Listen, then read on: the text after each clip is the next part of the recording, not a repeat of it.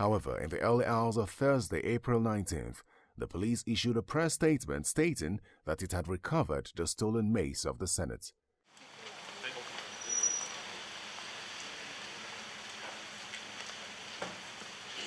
It stated that a patriotic passerby located the stolen mace under the flyover before the city gate and alerted the police. The mace was handed over to the Clerk of the National Assembly by the police. At Thursday's plenary session, Deputy Senate President Ike Ekweremadu confirmed that the mace had been returned to the National Assembly.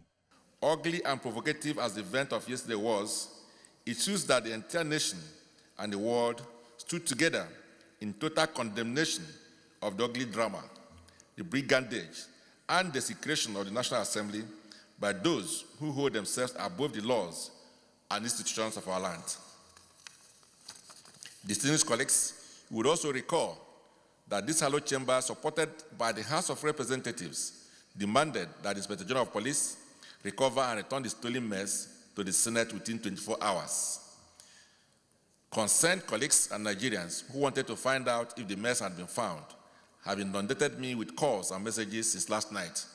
Let me therefore formally confirm to you, my distinguished colleagues, that the mace has been recovered and returned by the police as demanded by these hallowed chambers. Nevertheless, we believe there should be consequences for bad behavior. We swore to uphold the laws of the Federal Republic of Nigeria and the principles of democracy. It still beats the imagination of Nigerians and the civilized world that the attackers passed through the several security checks and barriers into the National Assembly and in the recess of these chambers, and also escaped with the mace into the thin air, despite the well-known fortified surroundings of this parliament. Therefore, we hold that it will be a detour to the state of nature, where life was lawless and brutish, if what happened yesterday is allowed to go unpunished or to be swept under the carpet. It will never happen. We will get to the roots of this matter.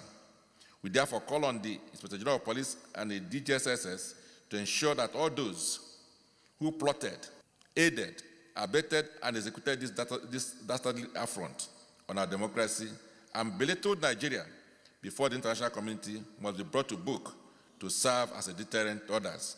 The Senate also resolved to invite the Inspector General of Police and the Director General of the Department of State Services to appear before the upper chamber next week to explain how far they have gone in apprehending and prosecuting those who invaded the National Assembly. As Nigerians were reeling from the shock of the invasion of the Senate and the forceful snatching of the mace, a federal lawmaker told Channels Television that he had a brush with the thugs who made away with the mace. I just noticed there was a pandemonium. Everybody was running. The next thing I heard was, "Distinguished, you have to enter your car. You have to enter your car. You have to enter your car. You have to enter your car." I was looking for my car, but the car that appeared before me is exactly like my car. So I quickly rushed into the car. But what I noticed was that the two people carrying the mace of the Senate entered the same car with me. It was then I started looking at, this is not my car. Who are you? What is happening? But before I could say that, they were already driving away. They were on top speed. They want to go towards the main gate. They noticed that there was some kind of chaos and movement was slowing down. So they turned towards the Federal House of Reps. So getting to the Federal House of Reps, there was a car was coming. And there's a narrow space that there is need for.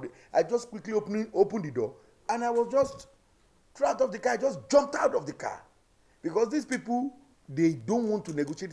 Their own intention is to go out of the National Assembly, and they were seriously. You can just imagine, within a twinkle of an eye, when I moved out of the car, raising up, I can't see the car again. They're out of the National Assembly. So from there, an oncoming vehicle now stopped. Noticed, because at a point every car has to stop away from us because they don't know what's happening.